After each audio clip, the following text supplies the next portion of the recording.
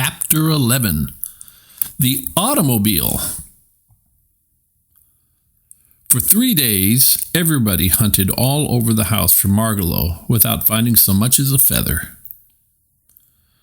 "I guess she had spring fever," said George. "A normal bird doesn't stay indoors this kind of weather."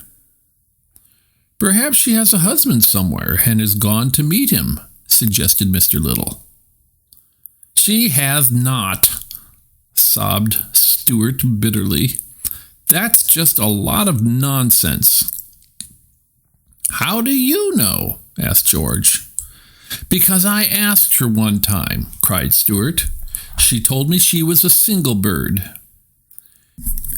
Everybody questioned Snowbell closely, but the cat insisted he knew nothing about Margalo's disappearance. "I don't see why you have to make a pariah out of me just because that disagreeable little chippy flew the coop," said Snowbell irritably. Stuart was heartbroken. He had no appetite, refused food, and lost weight.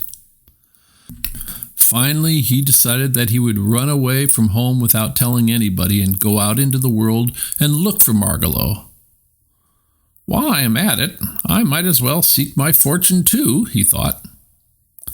Before daybreak next morning, he got out his biggest handkerchief, and in it he placed his toothbrush, his money, his soap, his comb and brush, a clean suit of underwear, and his pocket compass. "I ought to take along something to remember my mother by," he thought. So he crept into his mother's bedroom, where she was still asleep, climbed the lamp cord to her bureau, and pulled a strand of Mrs. Little's hair from her comb. He rolled the hair up neatly and laid it in the handkerchief with the other things. Then he rolled everything up into a bundle and tied it onto the one end of a wooden match. With his gray felt hat cocked jauntily on one side of his head and his pack slung across his shoulder, Stuart stole softly out of the house. "Goodbye, beautiful home," he whispered. "I wonder if I will ever see you again." Stuart stood uncertainly for a moment in the street in front of the house. The world was a big place in which to go out looking for a lost bird. North, south, east, or west, which way should he go? Stuart decided he needed advice on such important matter. So he started uptown to find his friend Dr. Carey, the surgeon-dentist, owner of the schooner Wasp. The doctor was glad to see Stuart. He took him right into his inner office, where he was busy pulling a man's tooth. The man's name was Edward Clydesdale, and he had several wads of gauze in his cheek to hold his mouth open good and wide. The tooth was a hard one to get out, and the doctor let Stuart sit on his instrument tray so they could talk during the operation. "This is my friend Stuart Little," he said to the man with the gauze in his cheek.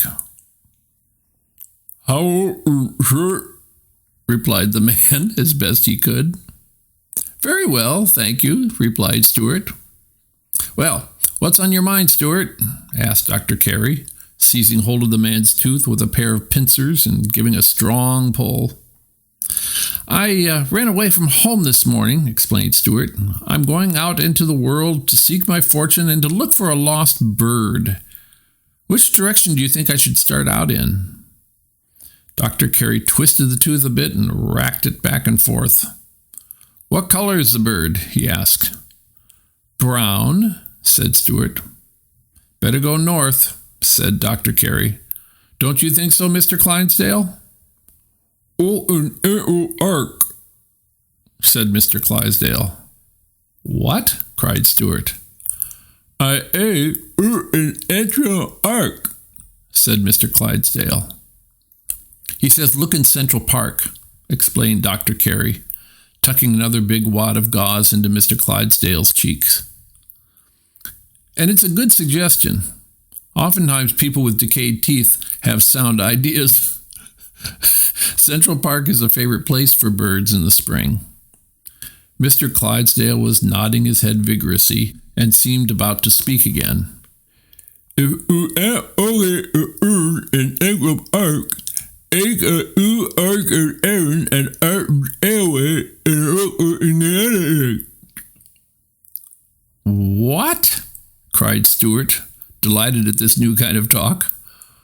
What say, Mr. Clydesdale? If you add only an egg of arc, egg a arc Aaron and artwork airway and look in Connecticut. He says if you can't locate the bird in Central Park, take a New York, New Haven, and Hartford railway train and look in Connecticut, said Dr. Carey.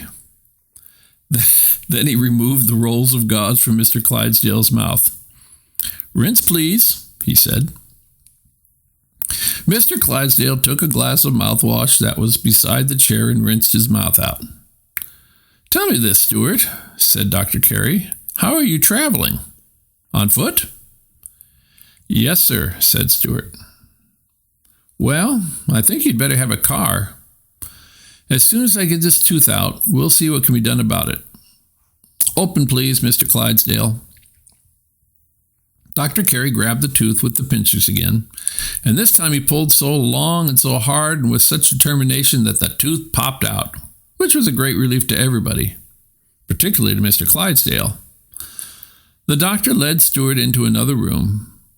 From a shelf, he took a tiny automobile, about 6 inches long, the most perfect miniature automobile Stuart had ever seen. It was bright yellow with black fenders, a streamlined car of graceful design. I made this myself, Dr. Carey said. I enjoy building model cars and boats and other things when I'm not extracting teeth. This car has a real gasoline motor in it. It has quite a good deal of power. Do you think you could handle it, Stuart? Certainly, replied Stuart, looking into the driver's seat and blowing the horn. But isn't it going to attract too much attention? Won't everybody stop and stare at such a small automobile? They would if they could see you, said Dr. Carey, but nobody will be able to see you or the car. Why not? asked Stuart. Because this automobile is a thoroughly modern car. It's not only noiseless, it's invisible. Nobody can see it.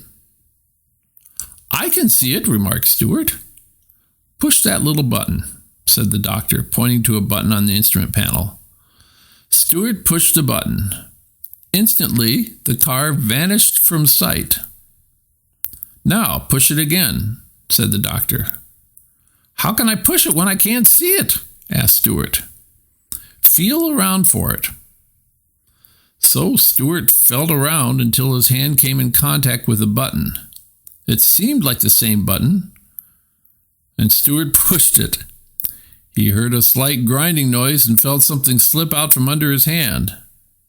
Hey, watch out, yelled Dr. Carey. You pushed the starter button. She's off. There she goes. She's away. She's loose in the room. Now we'll never catch her. He grabbed Stuart up and placed him on a table where he wouldn't be hit by a runaway car. Oh, mercy, Stuart cried when he realized what he had done. It was a very awkward situation. Neither Dr. Carey nor Stuart could see the little automobile, yet it was rushing all over the room under its own power, bumping into things. First, there came a crashing noise over by the fireplace. The hearth broom fell down. Dr. Carey leapt from the spot and pounced on the place where the sound had come from. But though he was quick, he had hardly got his hands on the place when there was another crash over by the wastebasket. The doctor pounced again. Pounce, crash, pounce, crash. The doctor was racing all over the room, pouncing and missing. It was almost impossible to catch a speedy, invisible model automobile, even when one is a skillful dentist. Oh, yelled Stuart, jumping up and down.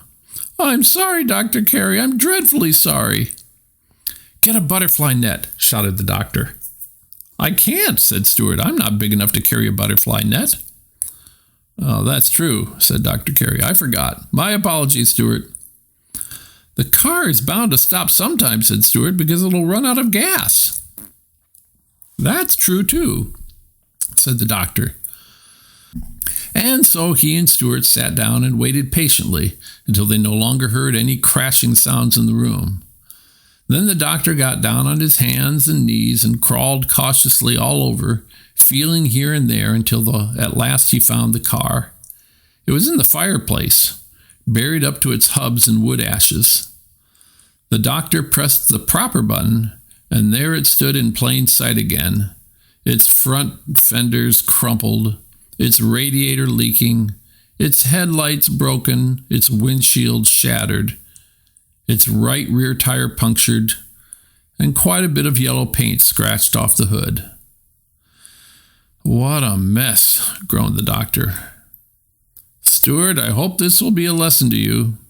Never push a button on an automobile unless you are sure of what you are doing." "Yes, sir," answered Stuart, and his eyes filled with tears, each tear being smaller than a drop of dew. It had been an unhappy morning, and Stuart was already homesick. He was sure that he was never going to see Margalo again.